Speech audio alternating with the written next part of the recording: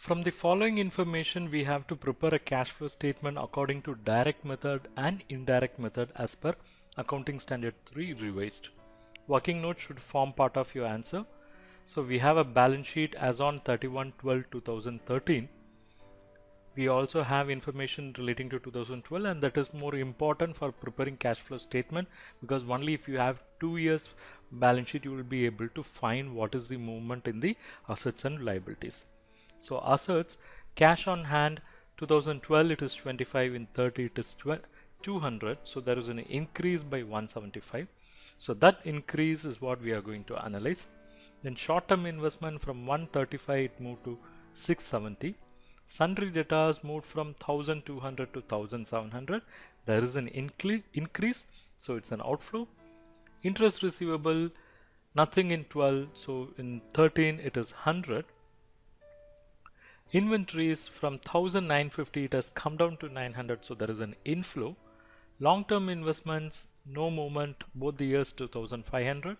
Fixed asset at cost, in 12 it is 1910, whereas in 13 it is 2180, so there is an increase. Less accumulated depreciation, there is some movement from 1060 to 1450, so you have net value, it has come down to 730 from 850. So the total assets in 2012 is 6660, whereas in 2013 it is 6800. Then moving to liabilities, in 2012 sundry creditors is 1890, in 13 it is 150, so there is a sizable payment. Interest payable 2012 100, in 13 it is 230, so a portion of interest have not been paid.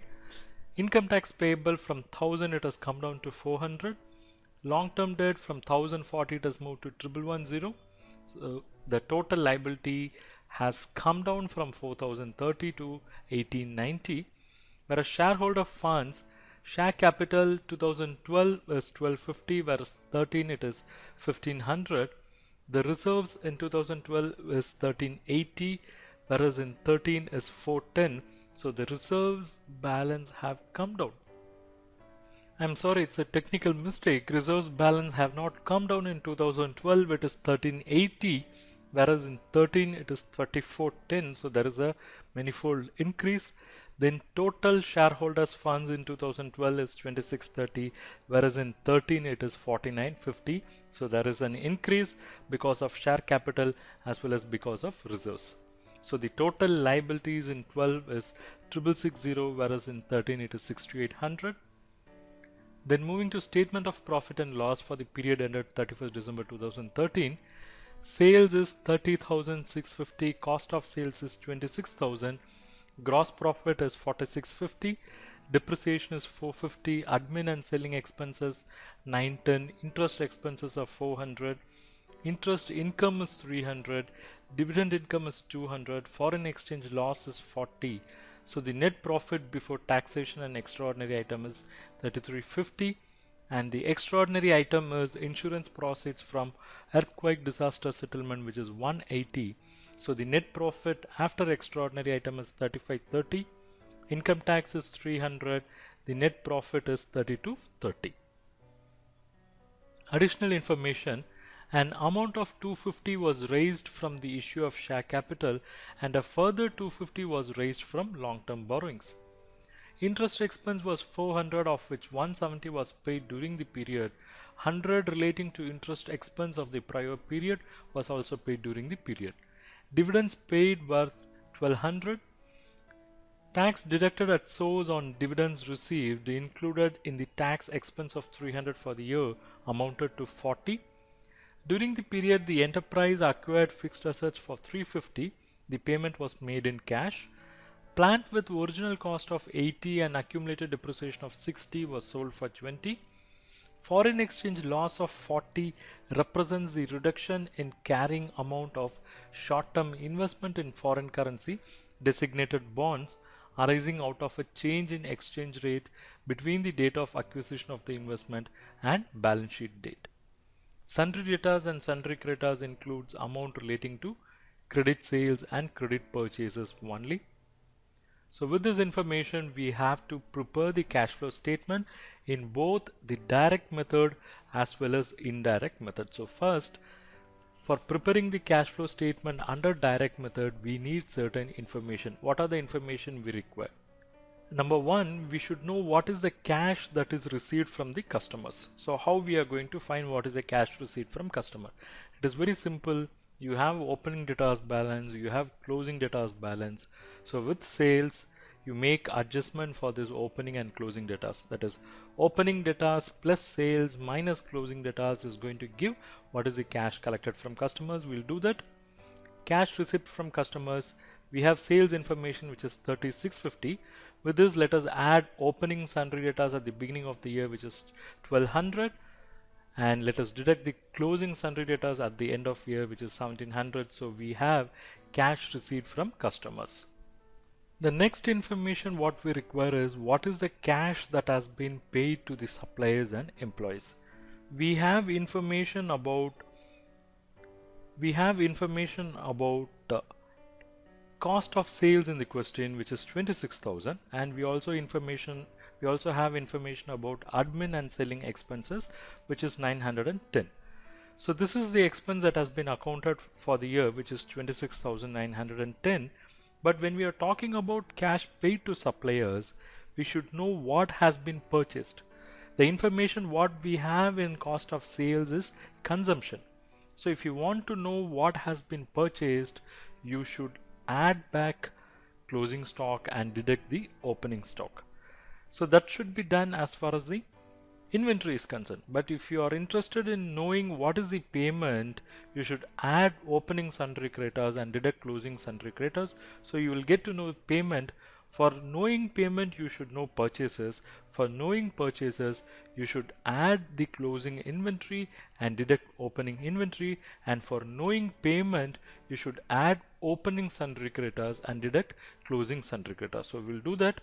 We are going to add opening sundry creditors, that is sundry creditors at the beginning of the year, which is 1890, and we are adding inventories at the end of the year, which is 900. So we are taking the total 2790, and we have to deduct sundry creditors at the end of the year, which is 150, and inventories at the beginning of the year, which is 1950, so 2100. So now we get to know what is the cash that has been paid to suppliers and employees, which is 27,600. Our next working note is for finding what is the income tax that has been paid, including the tax deducted at source on dividend. We have information on income tax expense for the year, including the tax deducted, which is 300. We know what is the income tax liability in the beginning of the year. This information we can take from balance sheet, which is 1000, and the income tax liability at the end of the year is 400. So the net income tax that has been paid during the year is 900. Now this can be divided into two, because out of 900, 40 is paid by the way of TDS on dividend, so it can be classified under investment activity, and remaining 860 relates to profit, so this has to be shown under operating activity. The next working note is for finding what is the long-term loans that have been repaid. Yes, in balance sheet we noticed the long-term loan position has come down, but there was some additional information with regard to the funds that have been mobilized. So the long-term debt at the beginning of the year is 1040, and there was additional information that long-term borrowings made during the year is 250. So 1290 was the total long-term funds, whereas the position at the end of the year is 1110. It means there is a repayment to the extent of 180. Our next working is for computing what is the interest paid. We had information on interest expense for the year in the question, which is 400. We also had information on the opening interest payable and closing interest payable. So let's add the opening interest payable, which was 100. So it is 500, and we'll deduct the closing interest payable, which is 230. It means the interest that has been paid is only 270. So now let us prepare the cash flow statement under direct method. We should start with cash flow from operating activity. We should know what are the cash flows that had come in. Cash receipts from customers we have calculated in working note 1, which is 30,150. Then we should know what are the cash outflows. Cash paid to suppliers and employees, working note 2 we computed, which is 27,600. Then the difference between these two would give what is the cash generated from operations. From this we have to pay the income tax, and we have computed in working note 3, which is 860. So this is going to give us cash flow before extraordinary item, which is 1690. With this we have to make adjustment for extraordinary items, which is proceeds from earthquake disaster settlement, which is 180, and now this is giving us the net cash from operating activities, which is 1870. Then we move on to cash flow from investing activity. There are some purchase of fixed assets, right? Yeah, the purchase of fixed assets is 350. This is available in additional information. Then there are some proceeds from sale of equipment, which is 20.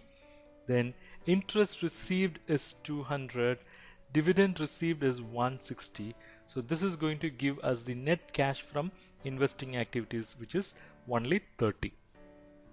Then let's move on to cash flows from financing activity.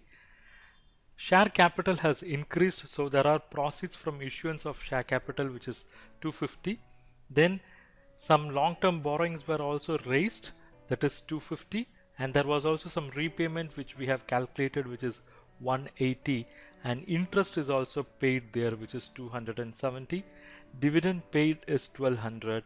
So the net cash used in financing activity, it's an outflow, so it's a usage, which is 1150.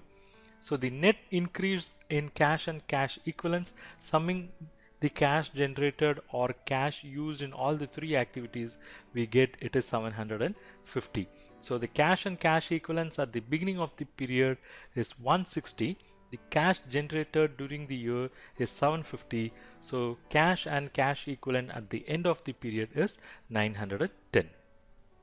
Here in this cash and cash equivalent, we have also considered the short-term investment.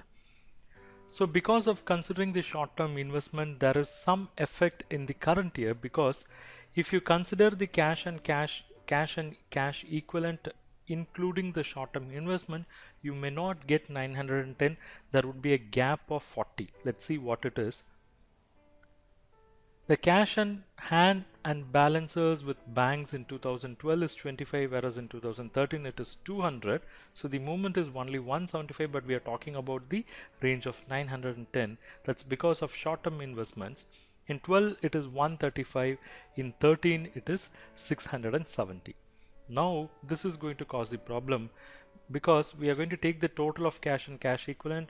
In 12 it is 160, in 13 it is 870. Now why this is 870? The short-term investments is valued at 670 because of providing mark-to-market foreign exchange difference of 40. So actually the balance of short-term investment is up or higher by 40, which was reduced due to mark-to-market. So now that is being added, effects of exchange rates of 40, that is being added. So now we will get the real cash and cash equivalent for 2013, which is 910 and not 870. That is because of the 40, which is effect of exchange rate changes. So in 2013 it is 910, whereas in 2012 it is 160. So we have answered question 1, wherein we have prepared the cash flow statement under direct method. Now let us move on to indirect method. Here also we will start with cash flow from operating activity.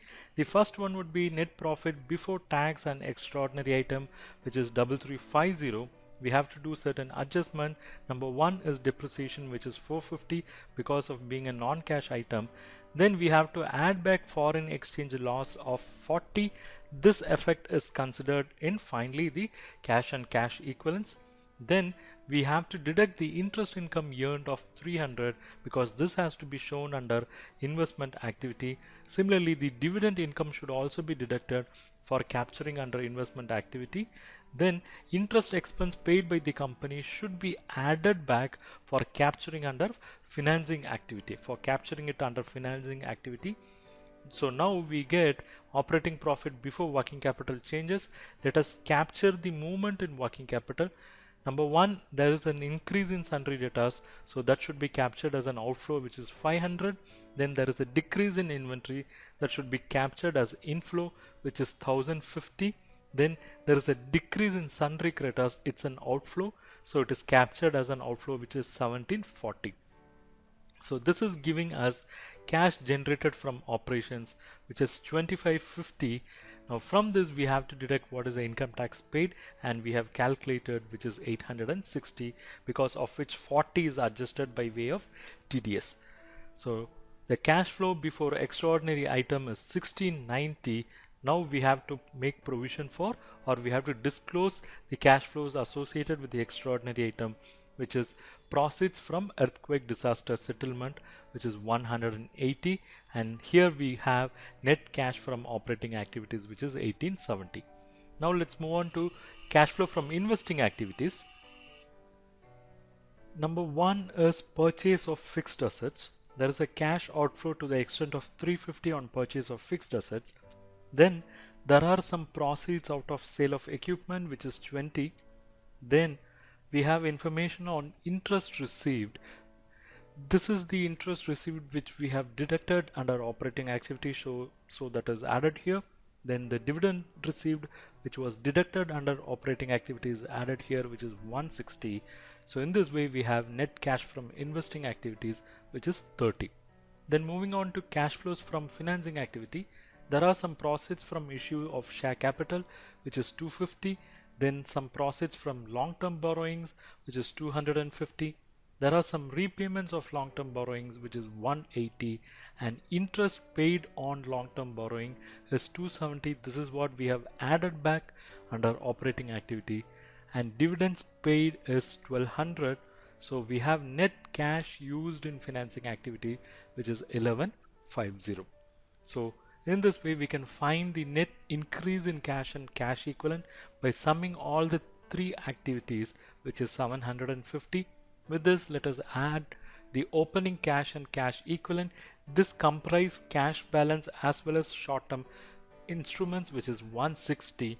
So we will have closing cash and cash equivalents at the end of the period, which is 910. How this 910 comprises now?